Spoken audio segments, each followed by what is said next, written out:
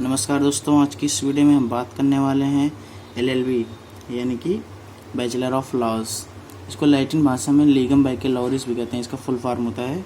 और इंग्लिश में इसका फुल फॉर्म होता है बैचलर ऑफ लेजिस्लेटिव लॉ यानी कि विधायी कानून में स्नातक।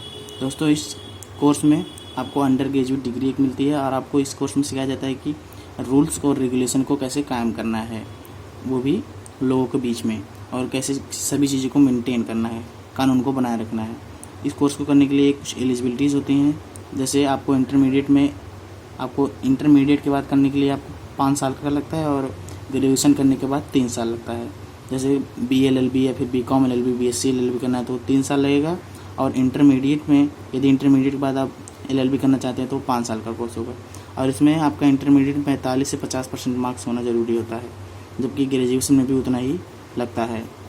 इसमें कुछ इंटरमीडिएट में आप किसी भी स्ट्रीम से रहें, मतलब कि आप या तो मैथ से रहें, या तो बायो से रहें, या फिर आर्ट से रहें, या फिर एग्रीकल्चर से रहें, किसी भी स्ट्रीम से रहें, आपका एडमिशन आसानी से इस कोर्स में हो जाएगा।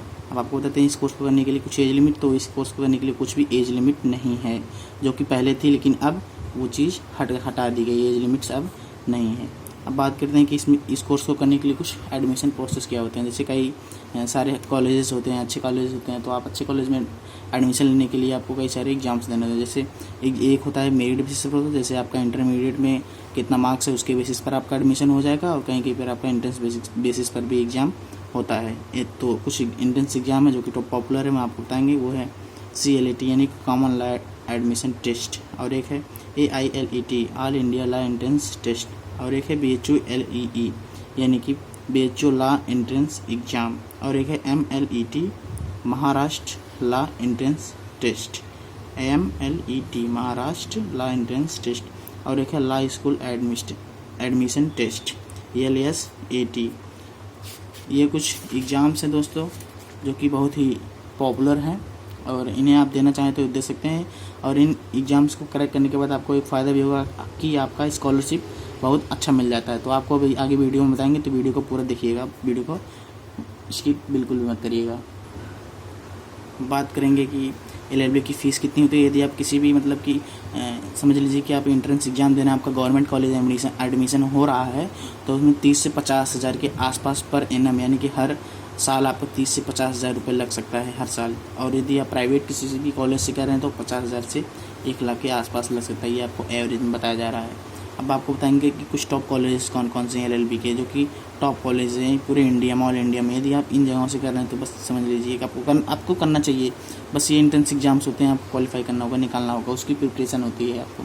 तो बता रहे हैं वो कौन कौन से कॉलेजेस हैं। जैसे national law school of Indian university जो कि बेंगलोर में है, और एक है नेशनल लॉ यूनिवर्सिटी जो कि एक दिल्ली में है, और एक है national university of law Hyderabad में है, और ये है गुजरात नेशनल लॉ यूनिवर्सिटी जो कि गांधीनगर में है, और एक है ये गांधीनगर में है, और एक है नेशनल लॉ यूनिवर्सिटी जोधपुर में है, और एक है सिम्बोसिस लॉ स्कूल जो कि पुणे में है, पुणे यानी कि महाराष्ट्र में।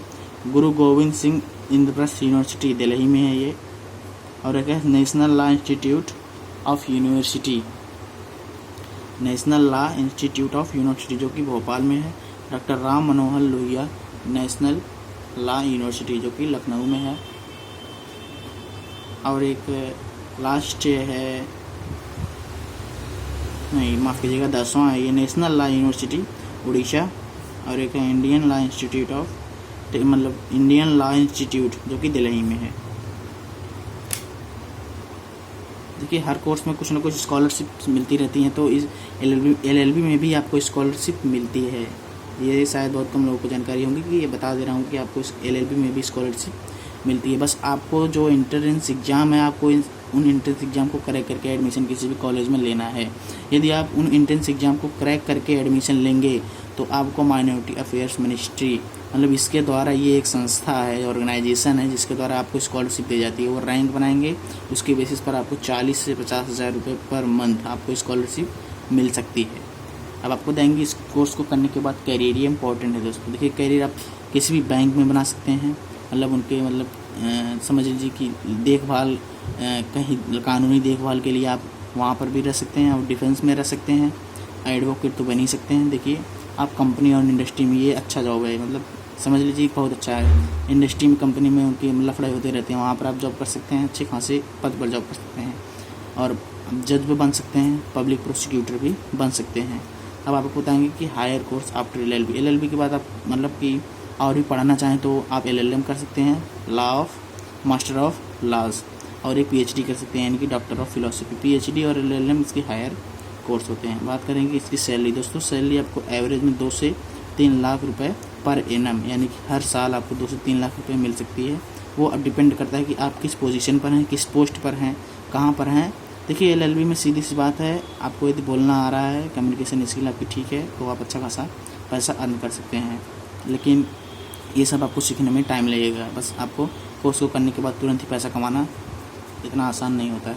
अब आपको बताएंगे कि लॉयर, एडवोकेट और बैरिस्टर, इन तीनों में अंतर क्या होता है, बहुत कम लोगों को पता होता है, तो बस यही आपको कुछ अलग जानकारी मिलेगी। दोस्तों लॉयर यानी कि जैसे आपने एलएलबी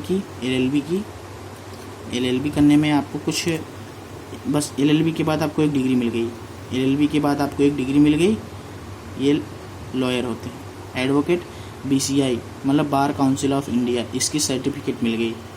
ये मतलब 2-3 साल बाद, 4 साल बाद आप कहीं काम कर रहे हैं, उसके बाद बीसीआई में आपने रजिस्टर करवा दिया अपना वकालत का यानी कि डिग्री के लिए, इस बीसीआई के सर्टिफिकेट के लिए, तो वो 2 साल 1.5 साल बाद आपको एक सर्टिफिकेट मिल जाता है, तब आप एडवोकेट बन जाते हैं। हम बताएंगे बैरिस्टर, जैसे इंग्लैंड से जो सीख करके आएंगे या फिर लॉ की डिग्री पढ़ करके आएंगे, वो इंडिया में अपना काम कर रहे हैं तो उन्हें बैरिस्टर कहा जाता है। क्या कहा जाता है? बैरिस्टर। दोस्तों वीडियो को पूरा देखने के लिए धन्यवाद। वीडियो को इसी तरह देखने के लिए धन्यवाद। दोस्तों हमारे चैनल को लाइक करिएगा और इसी तरह की नई वीडियो देखने के लिए हमारे चैनल को सब्सक्राइब करना ना भूलिएगा। Thanks for watching this video.